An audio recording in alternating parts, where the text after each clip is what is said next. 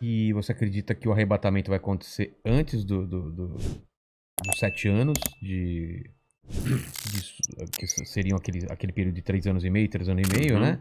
Ou durante, ou Tem depois da. alguns grupos que são É, pré-tribulacionistas, outros são a gente tinha falado pós-tribulacionistas, com o Rina né? aqui, ele falou que acredita que a igreja vai, se não me engano, vai ser antes da tribulação, né?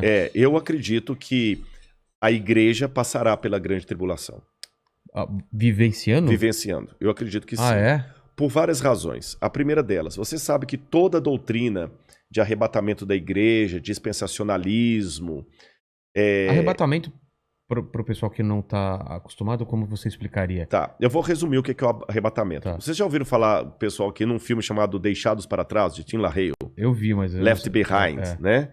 Talvez o pessoal... Ainda vão criar uma tecnologia que a gente fala assim, eu ouvi, a gente vai ouvir, né? Já ouvi aqui. O pessoal... Esse filme mostra mais ou menos essa ideia. A ideia do arrebatamento é que o anticristo será um líder mundial, Carismático. carismático, e quando ele começar a dominar a Terra, um pouco antes dele exercer sua hegemonia, a igreja vai começar a desaparecer. As pessoas Pessoas. sumindo. O avião vai ficar Aqui, desgovernado, a vai gente tá aqui, o cair, mandíbula tal, desapareceu lá. samba, então vai ficar só a roupa lá e tudo e tal. Aqueles que estudam a profecia vão entender que ali foi a igreja que foi arrebatada. E quem ficar para trás é que não estava suficientemente espiritual para ser levantado. Aí vão começar 7 anos de sofrimento na terra em que o anticristo vai dominar. E ele vai perseguir aqueles que não estavam tão bem preparados. Muitos judeus nessa época vão se converter. E depois desses 7 anos é que Cristo vem com poder e grande glória, e com aqueles que foram arrebatados, para estabelecer o reino dele de 1000 anos. O milênio. O milênio. Mas a igreja mesmo não estará nessa tribulação de 7 anos, será tirada antes. Isso é o que diz a doutrina chamada doutrina do arrebatamento secreto ou dispensacionalismo. Eu, Rodrigo, particularmente, eu não sou adepto a essa visão de fim de mundo. Por quais razões? Vou tentar resumir aqui para não ser muito prolixo, que o nosso horário até já está bem avançado. E daqui a pouco eu tenho que pegar a estrada para ir... Caramba! Mas nós já vamos terminando aqui.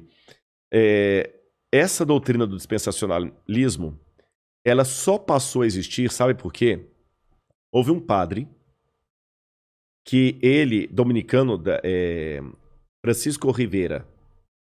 Esse padre Francisco Rivera, ele via que os protestantes entendiam que o anticristo era o domínio católico sobre a cristandade. Então esse padre, para tirar os olhos do papado, ele criou duas coisas.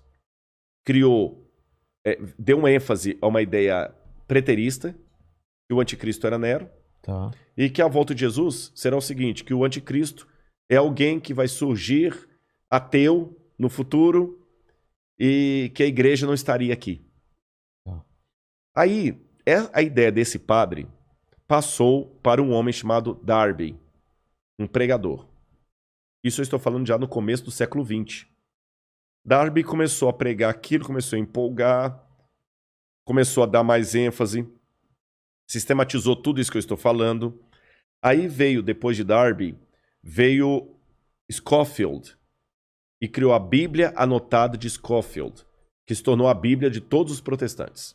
E na Bíblia de Scofield estava essa doutrina que ele aprendeu de Darby. E depois de Scofield, outros pregadores renomados começaram a propagar a ideia do dispensacionalismo, especialmente o Tim LaHaye, que ficou muito famoso. E isso hoje emplacou, especialmente no mundo evangélico, como sendo a visão de fim de mundo. Só que se você olhar atrás da história do cristianismo, o dispensacionalismo, com o arrebatamento da igreja, 7 anos de tribulação, tudo mais, não fazia parte nem dos ensinos de Lutero, nem de Calvino, nem de Zwinglio, nem de John Wesley, dos metodistas, nem dos cátaros, nem dos albingenses, nem nenhum dos que viveram a história do cristianismo. Dos protestantes, nem os cátaros, como eu falei, nem os valdenses, nenhum deles ensinaram isso. Nem a Igreja Católica ensinou isso. Se você for recuando mais, nem os pais da igreja ensinaram isso. Então, se fosse uma doutrina verdadeira, a gente tinha que admitir que é uma doutrina que ficou por 2000 anos. Vigente? Não, nem vigente. Inesquecida. ignorada. Ignorada. Porque em 2000 anos de cristianismo... Você falando dessa visão que foram os romanos Não, essa visão do anticristo como sendo alguém que vai vir, os 7 anos, a igreja arrebatada tá, antes. essa visão. 2000 anos, essa visão ficou completamente desconhecida do cristianismo. E veio à tona... Não tem nenhum autor cristão que fala dela. Começou com Francisco Rivera, padre, e depois Darby e Hal Lindsey também, que vai vir depois de Hal Lindsey com Tim LaHaye, que vão propagar isso aí. E espalhou no mundo gospel. Mas, biblicamente, eu tenho dificuldade de aceitá-la por algumas razões. Em primeiro lugar, a volta de Jesus na Bíblia é descrita, e quando eu falo eu acredito assim, eu estou falando Lutero, Zwinglio, Calvino, todo esse pessoal aí, né? Ela será com poder e grande glória. Todo olho o verá. Até aqueles que o traspassaram. A Bíblia não fala de um arrebatamento secreto. Não fala. Em momento... mas como é que... Mas Rodrigo lá em Tessalonicenses fala, seremos arrebatados no abrir e fechar de olhos. A palavra arrebatados ali significa tirado de um lugar e levado para outro. Não fala em arrebatamento secreto. Okay. Jesus fala, porque assim como o relâmpago que sai do Oriente e se mostra até no Ocidente, assim há de ser a vinda do Filho do Homem. Então não é uma coisa secreta. Com essas coisas em mente, outro detalhe, o Apocalipse fala que Deus guardará o povo dele na provação que há de vir. Algumas traduções falam da aprovação. Guardará em meio à aprovação. Tá certo? A Arca de Noé, que é tomada por modelo de muitos, até em Jesus também, que fala, assim como foi nos dias do dilúvio, será na vinda do Filho do Homem, a família de Noé que foi salva, ela foi protegida do dilúvio, mas não retirada do dilúvio. Foi ela protegida, mas passou pelo dilúvio. Passou.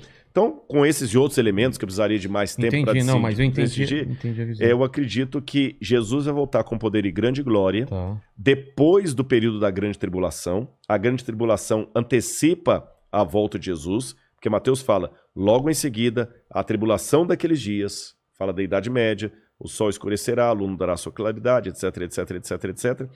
E depois Daniel fala também que haveria um grande tempo de angústia, o qual nunca houve. Aí vem a vinda de Cristo. Tá certo? E nesse tempo de angústia, o qual nunca houve, o povo de Deus vai ser perseguido pelo anticristo e pelos que aderirem ao anticristo. Eu não sei se eu estarei vivo nessa época, mas se eu estiver, eu peço a Deus que eu fique firme ao lado de Deus e você também. Amém. E a volta de Cristo é aquela esperança que acalenta o nosso coração. Está perto. Eu não posso dizer quão perto, mas está próxima. Você diz nossa geração. Nossa geração. Caramba. A única coisa que eu digo para não ficar marcando data é só uma atenção, e essa aqui é para quem é crente. Às vezes Deus tem profeticamente o tempo de cumprir uma coisa, mas por causa da rebeldia do povo dele, a promessa se estende e atrasa. Vou dar um exemplo. Quando o povo de Israel saiu do Egito... Era para ficar 40 anos? Não era para ficar 40 anos. Ah, entendi. Então, se você tivesse conversando comigo na época que as pragas estivessem caindo no Egito e estivesse fazendo esse podcast... E aí? Lá em Mênfis, eu me perguntaria assim, Rodrigo, na sua opinião, a libertação do povo hebreu está próxima? Eu falo assim, olha, pelo que eu estou vendo dos indícios, o rio Nilo se tornando em sangue, os animais morrendo, está muito próxima a libertação do povo de Deus. E de fato estava, tanto é que na Páscoa eles saíram. Só que eles saíram do Egito, mas o Egito não saiu deles. Resultado, ficaram 40 anos morgando no deserto. Então eu te dou a mesma resposta. Olhando o cenário mundial hoje, a nossa libertação está muito perto. Eu espero que nós não precisemos ficar 40 anos vagueando no deserto por causa da nossa falta de fé, da nossa falta de compromisso com as coisas de Deus.